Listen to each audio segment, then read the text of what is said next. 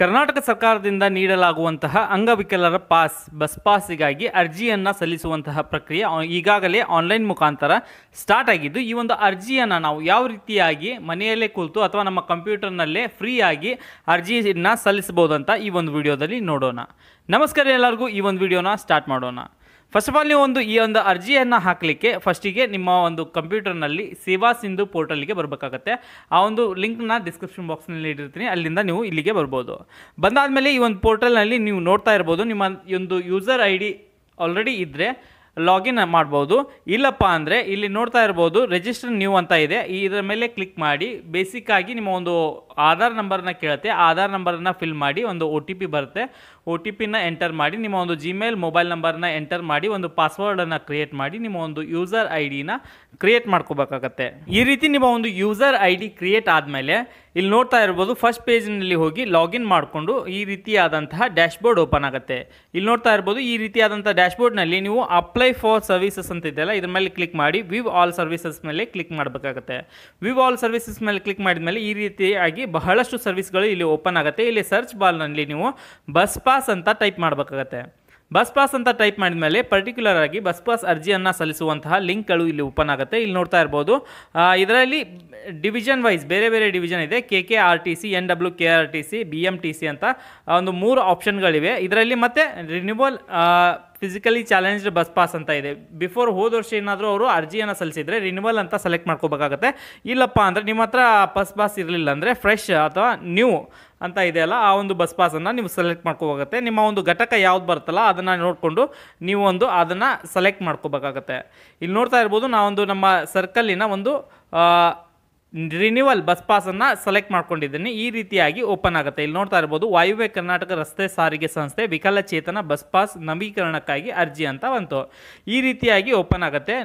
ಬಹಳ ಸಿಂಪಲ್ ಆಗಿದೆ ರೀ ಅರ್ಜಿ ಹಾಕೋದು. ಒಂದೇ ಪೇಜ್ನಲ್ಲಿ ಡೇಟಾನ ಫಿಲ್ ಮಾಡಿ ಅರ್ಜಿಯನ್ನು ಸಲ್ಲಿಸ್ಬೋದಾಗಿದೆ. ಇಲ್ಲಿ ನೋಡ್ತಾ ಇರ್ಬೋದು ಆಲ್ರೆಡಿ ಅವರ ಒಂದು ಯೂಸರ್ ಐ ಡಿ ಕ್ರಿಯೇಟ್ ಮಾಡಿರ್ತೀವಲ್ಲ, ಆಧಾರ್ ಕಾರ್ಡ್ನಲ್ಲಿರುವಂತೆ ಅವರ ಡೀಟೇಲ್ಸ್ ಎಲ್ಲ ಇಲ್ಲಿ ಫಿಲ್ ಆಗಿರುತ್ತೆ ಆಟೋಮೆಟಿಕ್ಕಾಗಿ. ಇಲ್ಲಿ ಫಸ್ಟಿಗೆ ಆಪ್ಷನ್ ಇದೆ ನೋಡ್ತಾ ಇರ್ಬೋದು, ಪಡೆದಂಥ ವಿವರಗಳು ಸರಿಯಾಗಿದ್ದಲ್ಲಿ ನೀವು ಸರಿಯಾದ ವಿವರಗಳನ್ನು ನಮೂದಿಸಲು ಬಯಸುವಿರಾ ಅಂತಿದೆಯಲ್ಲ, ಇದನ್ನು ಎಸ್ ಅಂತ ಕ್ಲಿಕ್ ಮಾಡಬೇಕಾಗತ್ತೆ. ಇದನ್ನು ಎಸ್ ಅಂತ ಕ್ಲಿಕ್ ಮಾಡಿ ಇಲ್ಲೊಂದು ಫೋಟೋನ ಅವರ ಫಿಸಿಕಲಿ ಚಾಲೆಂಜ್ ಯಾರು ಇರ್ತಾರಲ್ಲ ಅರ್ಜಿಯನ್ನು ಸಲ್ಲಿಸಕ್ಕೆ ಬಂದಿರೋದು ಅವರ ಒಂದು ಫೋಟೋನ ಇಲ್ಲಿ ಅಪ್ಲೋಡ್ ಮಾಡಬೇಕಾಗತ್ತೆ. ಅದಾದಮೇಲೆ ಹಳೆಯ ಬಸ್ ಪಾಸಿನ ಸಂಖ್ಯೆ ನಾವು ರಿನ್ಯೂವಲ್ ಅಂತ ಸೆಲೆಕ್ಟ್ ಮಾಡ್ಕೊಂಡಿದ್ದೀವಲ್ಲ ಅದರ ಸಲುವಾಗಿ ಇಲ್ಲಿ ಬಸ್ ಪಾಸಿನ ನಂಬರ್ ಕೇಳಿದೆ. ಹೊಸದಂತ ಸೆಲೆಕ್ಟ್ ಮಾಡ್ಕೊಂಡಿದ್ರೆ ನಿಮಗೆ ಬಸ್ ಪಾಸಿನ ನಂಬರ್ ಕೇಳೋದಿಲ್ಲ. ಇಲ್ಲಿ ನಾವು ಬಸ್ ಪಾಸಿನ ನಂಬರ್ನ ಎಂಟರ್ ಮಾಡ್ತಾ ಇದ್ದೀವಿ. ಅದಾದಮೇಲೆ ಅಂಗವಿಕಲತೆಯ ಪ್ರತಿಶತ 40% ಅಬೋವ್ ಇರಬೇಕಂತಿರುತ್ತೆ. ಅದು ಅವರ UDID ಕಾರ್ಡ್ನಲ್ಲಿ ಇರುತ್ತೆ. ಅದು ಎಷ್ಟು ಪರ್ಸೆಂಟೇಜ್ ಅವ್ರು ಹ್ಯಾಂಡಿಕ್ಯಾಪ್ಟ್ ಇದ್ದಾರಲ್ಲ ಅದನ್ನು ಇಲ್ಲಿ ಎಂಟರ್ ಮಾಡಬೇಕಾಗತ್ತೆ. ಅದಾದಮೇಲೆ ಅವರ ಕಸ್ಟಮರ್ನ ಒಂದು ಮೊಬೈಲ್ ನಂಬರ್ನ ಇಲ್ಲಿ ಎಂಟರ್ ಮಾಡಬೇಕಾಗತ್ತೆ. ಅದಾದಮೇಲೆ ಅಂಗವಿಕಲತೆಯ ಸ್ವರೂಪ ಟೈಪ್ ಆಫ್ ಡಿಸೆಬಿಲಿಟಿ ಇದು ಕೂಡ ನಿಮ್ಮ UDID ಕಾರ್ಡ್ನಲ್ಲಿ ಇರುತ್ತೆ. ಅದರಲ್ಲಿ ಕಾರ್ಡ್ನಲ್ಲಿ ಏನಿರುತ್ತಲ್ಲ ಅದರಂತೆಯೇ ಇಲ್ಲಿ ನೀವು ಟೈಪ್ ಮಾಡಬೇಕಾಗತ್ತೆ. ಇದಾದಮೇಲೆ ವರ್ಗ ನಿಮ್ಮ ಕೆಟಗರಿನ ಕೇಳಿದೆ. ಸಾಮಾನ್ಯ, SC, ST, OBC ಅಂತ ಇದೆ ಆಪ್ಷನ್ ಇದೆ. ನಿಮ್ಮ ಯಾವ ಒಂದು ಕೆಟಗರಿಗೆ ನೀವು ಇರ್ತಿರಲ್ಲ ಆ ಕೆಟಗರಿನ ಇಲ್ಲಿ ಸೆಲೆಕ್ಟ್ ಮಾಡ್ಕೋಬೇಕಾಗತ್ತೆ. ಅದಾದಮೇಲೆ ಇಲ್ಲಿ ಜಾತಿ ಅಂತ ಕೇಳಿದೆ. ನಿಮ್ಮ ಒಂದು ಜಾತಿ ಯಾವುದು, ಅವರ ಕಸ್ಟಮರ್ನ ಜಾತಿ ಯಾವುದಿದೆಯಲ್ಲ ಅದನ್ನು ಕೇಳಿಕೊಂಡು ಇಲ್ಲಿ ಎಂಟರ್ ಮಾಡಬೇಕಾಗತ್ತೆ. ಇದಾದಮೇಲೆ ಇಲ್ಲಿ ನೋಡ್ತಾ ಇರ್ಬೋದು ಖಾಯಂ ವಿಳಾಸ ಆಲ್ರೆಡಿ ಆಧಾರ್ ಕಾರ್ಡ್ನಲ್ಲಿ ಇರುವಂತೆ ನಿಮ್ಮ ಒಂದು ಅಡ್ರೆಸ್ ಬಂದಿರುತ್ತೆ. ನಿಮ್ಮ ತಾತ್ಕಾಲಿಕ ಮತ್ತು ಪರ್ಮನೆಂಟ್ ಅಡ್ರೆಸ್ ಎರಡೂ ಒಂದೇ ಇದ್ದರೆ ಎಸ್ ಅಂತ ಕ್ಲಿಕ್ ಮಾಡಬೇಕಾಗುತ್ತೆ. ಇಲ್ಲ ನೀವು ಈಗ ಪ್ರಸ್ತುತ ಬೇರೆಯಲ್ಲಿ ವಾಸ್ತಾ ಇದ್ದರೆ ಆ ಅಡ್ರೆಸ್ಸನ್ನು ಇಲ್ಲಿ ಎಂಟರ್ ಮಾಡಬೇಕಾಗುತ್ತೆ. ನೆಕ್ಸ್ಟ್ ಇಲ್ಲಿ ಅರ್ಜಿದಾರರು ಬೇರೆ ಏನಾದರೂ ಭತ್ಯೆಯನ್ನು ಪಡಿತಾ ಇದ್ದಾರಾ ಅಂತೇಳಿ ಕೇಳಿದೆ. ಅದನ್ನು ನೋ ಅಂತ ಸೆಲೆಕ್ಟ್ ಮಾಡ್ಕೊಳ್ಳಿ. ಅದಾದಮೇಲೆ ಇಲ್ಲಿ ನಿಮ್ಮ ಒಂದು UDID ಕಾರ್ಡ್ನ ರಿಜಿಸ್ಟರ್ ನಂಬರ್ ನಿಮ್ಮ ಒಂದು ID ನಂಬರ್ನ ಇಲ್ಲಿ ಎಂಟರ್ ಮಾಡೋಕ್ಕೆ ಕೇಳಿದೆ. ಆ ಒಂದು UDID ಕಾರ್ಡಿನ ಒಂದು ನಂಬರನ್ನು ಇಲ್ಲಿ ಎಂಟರ್ ಮಾಡಿ. UDID ಕಾರ್ಡ್ನಲ್ಲಿ ಆ ಒಂದು ಅಂಗವಿಕಲತೆ ಕಾರ್ಡ್ ಏನಿರುತ್ತಲ್ಲ ಅದರಲ್ಲಿ ಒಂದು ನಂಬರ್ ಇರುತ್ತೆ. ಆ ನಂಬರ್ನ ಇಲ್ಲಿ ಎಂಟರ್ ಮಾಡಿ. ಅದಾದಮೇಲೆ ಪಾಸ್ ನೀಡುವ ವಿಭಾಗವನ್ನು ಆಯ್ಕೆ ಮಾಡಿ ಅಂತ ನೀಡಿದೆ. ಆ ವಿಭಾಗ ನಿಮ್ಮ ಬಸ್ ಪಾಸ್ ಯಾವ ವಿಭಾಗದಿಂದ ನೀವು ಪಡಿತಾ ಇದ್ರಲ್ಲ ಆ ಒಂದು ವಿಭಾಗನ ಸೆಲೆಕ್ಟ್ ಮಾಡ್ಕೋಬೇಕಾಗುತ್ತೆ. ಅದಾದಮೇಲೆ ನಿಮ್ಮ ಒಂದು ಡಿಪೋವನ್ನು ಆಯ್ಕೆ ಮಾಡಿ ಅಂತ ಇದೆ. ನೀವು ಯಾವ ವಿಭಾಗ ಬರ್ತಲ್ಲ ಫಸ್ಟಿಗೆ ವಿಭಾಗನ ಸೆಲೆಕ್ಟ್ ಮಾಡ್ಕೊಳ್ಳಿ. ಅದಾದಮೇಲೆ ನಿಮ್ಮ ಒಂದು ಡಿಪೋ ಯಾವ ಒಂದು ತಾಲೂಕಿನ ಡಿಪೋಯಿಂದ ನೀವು ಬಸ್ ಪಾಸನ್ನು ಪಡಿತಾ ಇದ್ರಲ್ಲ ಒಂದು ಡಿಪೋನ ಸೆಲೆಕ್ಟ್ ಮಾಡ್ಕೋಬೇಕಾಗತ್ತೆ. ಹಣಕಾಸು ವರ್ಷ ಇದ್ದಲ್ಲಿ ಆಟೋಮೆಟಿಕ್ಕಾಗಿ 2025 ಬೈ ಡಿಫಾಲ್ಟಾಗಿ ಅದು ಸೆಲೆಕ್ಟೆಡ್ ಇರುತ್ತೆ. ಇದಾದಮೇಲೆ ನೀವು ಡೈರೆಕ್ಟಾಗಿ ಐ ಅಗ್ರಿ ಅಂತ ಡಿಕ್ಲರೇಷನ್ ಮೇಲೆ ಕ್ಲಿಕ್ ಮಾಡಿ ನಂತರ ಒಂದು ಕ್ಯಾಪ್ಚಾ ಇರುತ್ತೆ. ಕ್ಯಾಪ್ಚಾನ ಎಂಟರ್ ಮಾಡಿ ಸಬ್ಮಿಟ್ ಅಂತ ಕ್ಲಿಕ್ ಮಾಡಬೇಕಾಗತ್ತೆ. ನೋಡ್ತಾ ಇರ್ಬೋದು ಈ ರೀತಿಯಾಗಿ ಈಸಿಯಾಗಿ ನೀವು ಈ ಒಂದು ಪೇಜನ್ನು ಈಸಿಯಾಗಿ ನೀವು ಸಬ್ಮಿಟ್ ಮಾಡ್ಬೋದಾಗಿದೆ. ಇದಾದಮೇಲೆ ಒಂದು ಅಪ್ಲೋಡ್ ಮಾಡುವಂಥ ಸೆಕ್ಷನ್ ಬರುತ್ತೆ, ಡಾಕ್ಯುಮೆಂಟ್ಸ್ ಅಪ್ಲೋಡು. ಇಲ್ಲಿ ನೋಡ್ತಾ ಇರ್ಬೋದು ಪ್ರೊಸೆಸ್.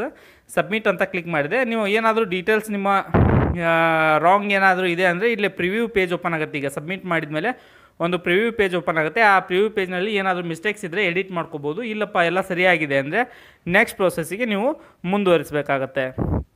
ಇಲ್ಲಿ ನೋಡ್ತಾ ಇರ್ಬೋದು ಒಂದು ಪ್ರಿವ್ಯೂ ಪೇಜ್ ಓಪನ್ ಆಯಿತು. ಈಗ ಈ ರೀತಿಯಾಗಿ ಎಲ್ಲ ಸರಿಯಾಗಿದ್ದರೆ ಅಟ್ಯಾಚ್ ಅನೆಕ್ಸರೀಸ್ ಮೇಲೆ ಕ್ಲಿಕ್ ಮಾಡಬೇಕಾಗತ್ತೆ. ಈಗ ಅಟ್ಯಾಚ್ ಅನೆಕ್ಸರೀಸ್ ಮೇಲೆ ಕ್ಲಿಕ್ ಮಾಡಿದ್ಮೇಲೆ ನಿಮ್ಮ ಒಂದು ಡಾಕ್ಯುಮೆಂಟ್ಸ್ ಏನಪ್ಪ ಅಂದರೆ UDID card. First of all ಒಂದು UDID ಕಾರ್ಡನ್ನು ನಿಮ್ಮದು UDID ಕಾರ್ಡನ್ನು ಕೇಳಿದೆ.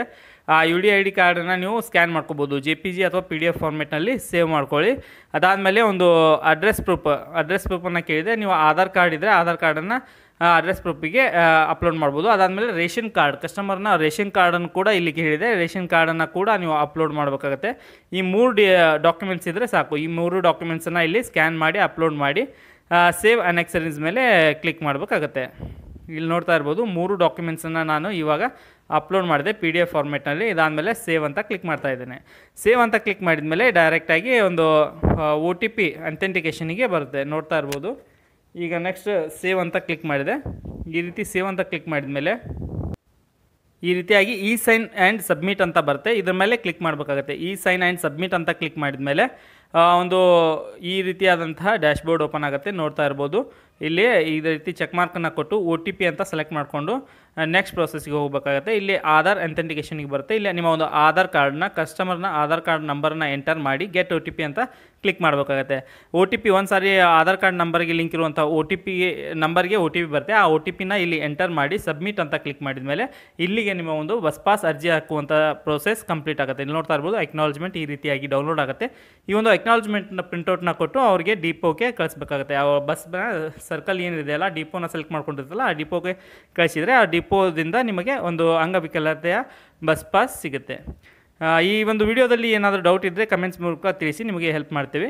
ಇದೇ ರೀತಿ ಹೆಚ್ಚಿನ ವಿಡಿಯೋಗಳನ್ನು ನೋಡೋಕ್ಕೆ ನಮ್ಮದು ಯೂಟ್ಯೂಬ್ ಚಾನಲ್ನ ಸಬ್ಸ್ಕ್ರೈಬ್ ಮಾಡಿ, ಅದೇ ರೀತಿ ಬೆಲ್ ಬಟನ್ ಒತ್ತಿ ನಿಮ್ಮ ಫ್ರೆಂಡ್ಸ್ ಮತ್ತು ಫ್ಯಾಮಿಲಿಯೊಂದು ಕೂಡ ಈ ಒಂದು ವಿಡಿಯೋನ ಶೇರ್ ಮಾಡಿ. ಧನ್ಯವಾದಗಳು.